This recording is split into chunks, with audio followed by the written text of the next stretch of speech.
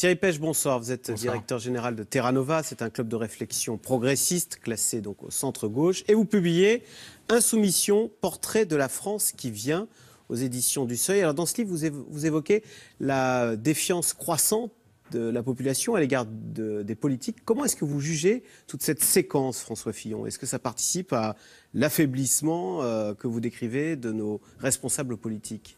Je crois que c'est une séquence absolument calamiteuse. Moi, j'aime pas du tout les chasses à l'homme. Je n'ai rien contre François Fillon, je ne le connais pas personnellement.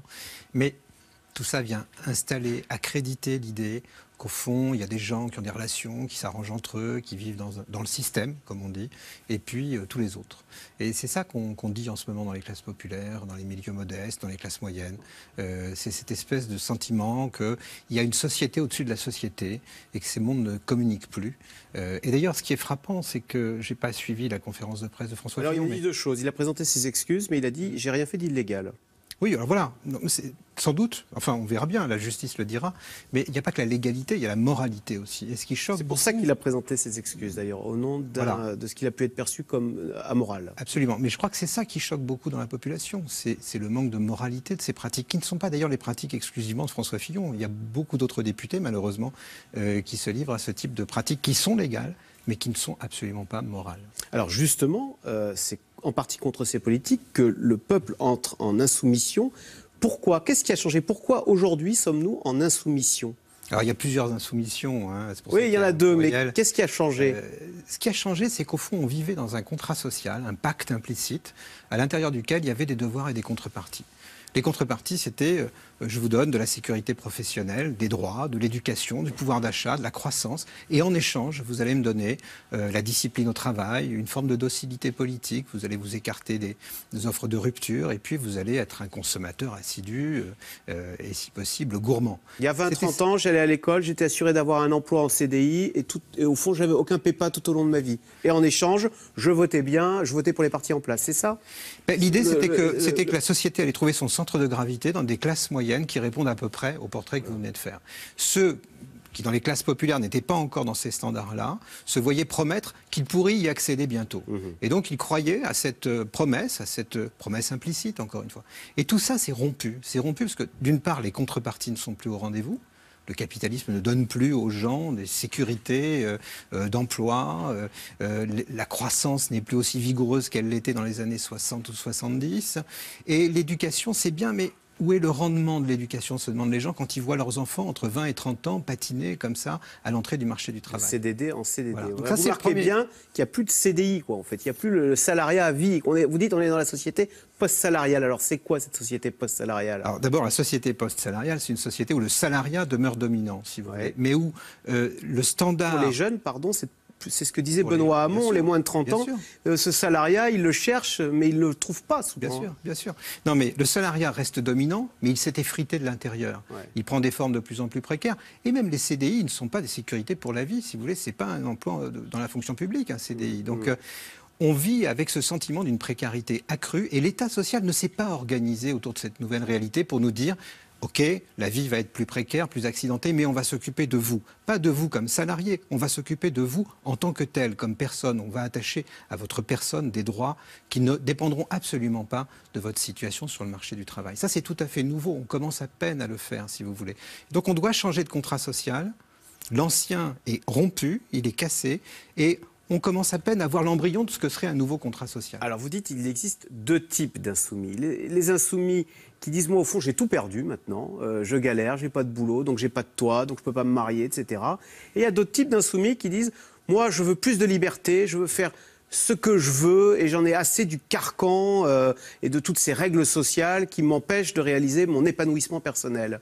Vous appelez ça comment alors? L'insoumission réactive et l'insoumission créative. Alors commençons par la plus sympathique, l'insoumission créative. Il y a des gens qui en effet disent « moi je ne veux plus travailler dans une entreprise hiérarchisée où on ne me donne pas assez d'autonomie et donc je vais continuer certes à être salarié dans l'entreprise mais à côté je vais faire d'autres choses, je vais être auto-entrepreneur, ouvrir des chambres d'hôtes, que sais-je, faire du coaching sportif. Bon. Il y a de plus en plus de gens comme ça qu'on appelle les slasheurs, des gens qui font quelque chose, slash autre chose, slash encore autre chose. Et ils vivent ça positivement? Alors certains vivent ça positivement parce qu'ils arrivent à trouver l'équilibre. D'autres ils découvrent une forme de précarité. Il y a toutes sortes de personnages et de trajectoires dans ce monde-là. Mais ça, c'est quand même une forme d'insoumission créative. C'est des gens qui vont au-devant, finalement, d'une vie différente. Idem dans la consommation. Vous avez de moins en moins de consommateurs troupeaux, moutons, et de plus en plus de consommateurs qui veulent la transparence, prendre l'initiative, recommander les produits, etc., etc. Mais en face de ça, en face de cette demande d'autonomie, finalement, de liberté, il y a aussi, et parfois chez les mêmes personnes d'ailleurs, des demandes d'ordre, de sécurité, d'autorité. Ça, c'est les insoumissions réactives. C'est celles qu'on voit le plus sur la scène politique aujourd'hui. Réactionnaires, hein, au sens. Pas forcément réactionnaire, parce que ça serait une qualification presque idéologique. Souvent, les gens n'ont pas comment dire, mais qui réagit par rapport à la situation donnée. Qui réagit à la situation donnée et qui réagit à une peur. Voilà. Par la peur. Donc ça se traduit comment, politiquement? Par quel type de vote? Là, Alors après, chacun fait ce qu'il peut avec son expérience, mais globalement, les insoumissions réactives viennent nourrir le Front National et les offres populistes. Et la première offre populiste en France, c'est celle du Front National, notamment dans les milieux populaires et modestes.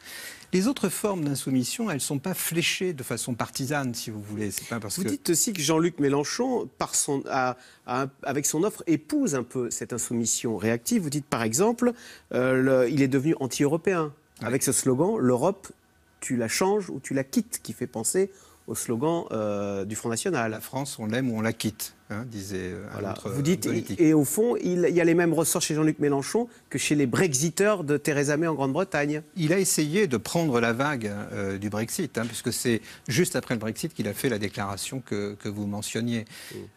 Jean-Luc Mélenchon s'est beaucoup radicalisé depuis 2-3 ans. Et il s'est radicalisé en particulier sur un sujet qui faisait la frontière finalement entre une offre populiste et le reste de la scène politique, c'est la question européenne. Aujourd'hui, il est dans une position de brexiteur à la française, si vous voulez, en disant qu'il faut sortir des traités. Bon, bah oui, mais enfin, si on sort des traités, à un moment donné, on sort de l'Europe. Et ces insoumis qui réclament plus de liberté, plus d'autonomie, moins de faire ce que... Alors, c'est quoi le vote? Ils votent quoi? Je ne sais pas. Je ne sais pas, on va le voir. Ils votent Macron? Non, je ne sais pas, on verra. Vraiment, si vous voulez, c'est des phénomènes qui sont relativement neufs, qui n'ont pas de polarité idéologique. La politique ne s'est pas vraiment saisie de ces problèmes-là en réalité. Mais est-ce que quand Benoît Hamon dit, après tout, avec mon revenu universel, je permets à n'importe quel jeune, dès lors que je lui donne un minimum pour vivre, de réaliser son rêve personnel et de s'épanouir et de prendre des risques puisqu'il sait qu'il a son revenu universel, est-ce qu'il ne répond pas à ce désir d'insoumission créative? C'est ça qu'on va voir. C'est ça qu'on va voir. Tout le monde lui est tombé dessus en disant il est ringard. Est-ce qu'il n'est pas... Il y a deux candidats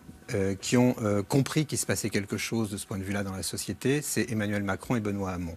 Chacun répond à cette situation avec une offre assez différente. Avec le revenu universel, un discours un peu malthusien optimiste, bizarrement, chez Benoît Hamon. Ouais. Le travail va manquer, la croissance va baisser, mais on va partager et on va organiser un monde dans lequel vous pourrez quand même être heureux. C'est ça, si je caricature un peu, la position de Benoît Hamon. En face, vous avez la position d'Emmanuel Macron qui croit beaucoup plus à l'initiative, à l'intégration par le marché, qui veut lui aussi créer de nouvelles protections, mais attachées à la personne. Et donc vous avez deux offres-là qui ont, je crois, compris qu'il s'était passé quelque chose d'assez fondamental dans la société française, dans le monde du travail et dans le monde de la consommation.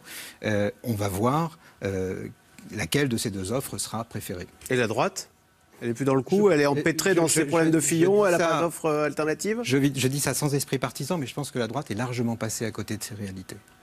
Merci beaucoup Thierry Pech, donc directeur général de Terra Nova. Je rappelle votre livre, Insoumission, portrait de la France, qui vient aux éditions du Seuil. Merci. Merci. Pour rester avec nous tout de suite, Caroline Rousset dans l'air qui revient sur cette conférence de presse de François Fillon cet après-midi. François Fillon qui présente ses excuses, mais qui annonce qu'il ira bien jusqu'au bout. C'est dans l'air est intitulé ce soir, Fillon s'excuse et s'accroche.